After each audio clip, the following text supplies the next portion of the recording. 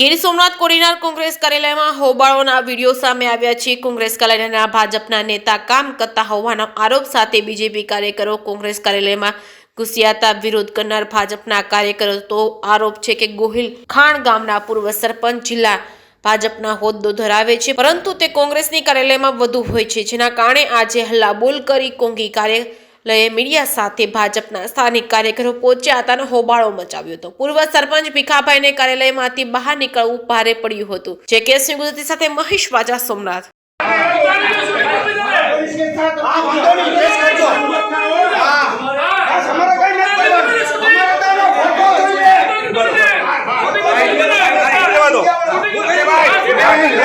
Media ने नहीं करता, मीडिया ने कोई नहीं करता, कोई भाई हमारे कोई बात नहीं तो हमारी मीडिया है, हमारे शूटिंग ले वालों है।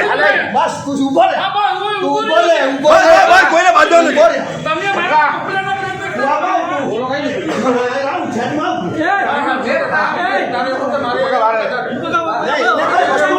मारे भाई कोई धक्का मारो भाई, पीछे ना भाई, पीछे मारो भाई, मीडिया कमी आ रही है, ये ना होए हमारी मंजूरी वगैरह भाई, हमें कोई नहीं था, हमें मीडिया फूटा पड़ी है बस, हमें कहीं करता नहीं। सरकार में रजूआत करे क्या? ए भाई सरकार में रजूआत करे तो कहीं दे दे जीने के वो ही ने तने હવે મળશે જવાબ,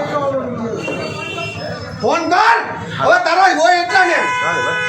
હાલો હાલો હાલો હાલો હાલો હાલો હાલો હાલો કોડીનાર ભાજપ શહેર સંગઠનની કામગીરી કરું છું। હું વોર્ડ નંબર 1 માં હમણાં નગરપાલિકાનું ઇલેક્શન હતું, તેમાં મારા ઘરવાળા ચૂંટાઈને વોર્ડ નંબર 1 ના સભ્ય તરીકે કાર્યરત છે। અમે 10 વર્ષથી સભ્ય તરીકે પણ કાર્યરત છે। વોર્ડ નંબર 1 મારો વિસ્તાર છે, જે વાડી વિસ્તારમાં મારું રહેણાંકી છે। બાકી સોમનાથ સોસાયટીથી માંડીને આખો વિસ્તાર અમારા વોર્ડ નંબર 1 માં આવે છે। અમે વારંવાર એ વિસ્તારમાં વિકાસના કામ કરીએ છીએ, દરેક બાબતે અમે લોકોની વચ્ચે રહીને કામ કરીએ છીએ।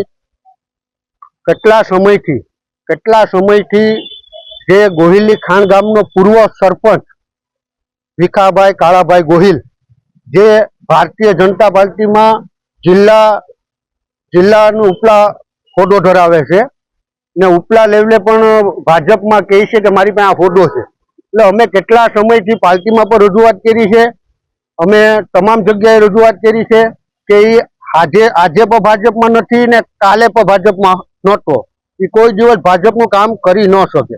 એને તો બસ ફક્ત ને ફક્ત ભાજપના ઉપલા જે નેતા છે એના વિરોધમાં ને અમારા વિરોધમાં ત્યાંથી અમને બદનામ કરવા ને ષડયંત્ર કરવું। એટલે આજે અમે કેટલા સમયથી વારંવાર વિસ્તારમાંથી અમારો અવરો છે, ત્યાં કોંગ્રેસ કાર્યાલય છે, અમે વારંવાર ત્યાં કોંગ્રેસ કાર્યાલયમાં અમે જોતા આવતા કે ભીખાભાઈ ત્યાં કોંગ્રેસ કાર્યાલયમાં જ પોતાનું કામગીરી કરતા ને ત્યાં માર્ગદર્શન લઈ અને જે કોઈ પણ ષડયંત્ર છે એ ટોટલી વસ્તુ કોંગ્રેસ કાર્યાલયમાંથી જ કરતો।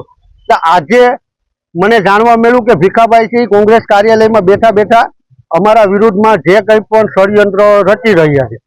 એટલે અમને જાણવા મળ્યું ત્યાં સુધી હું પોતે જ કોંગ્રેસ કાર્યાલયની બહાર ઓફિસની બહાર હું ત્યાં પહોંચી ગયો ને મેં કોંગ્રેસના જે કોઈ પણ હોદ્દેદારો કે જે કોઈ કાર્યકરો હતા એને અમે કીધું કે અમારે કોઈની સાથે કોઈ તકલીફ નથી, અમારે તો ફક્ત ને ફક્ત અમારો ભાજપનો મોટો હોદ્દો લઈને જે બેઠો ભીખા નામનો વ્યક્તિ, એને અમારે ખુલ્લો કરવાનો છે, એને ખુલ્લો પકડવાનો છે કે ભાઈ કોંગ્રેસની કાર્યાલયમાં વારંવાર તમારું શું કામ છે।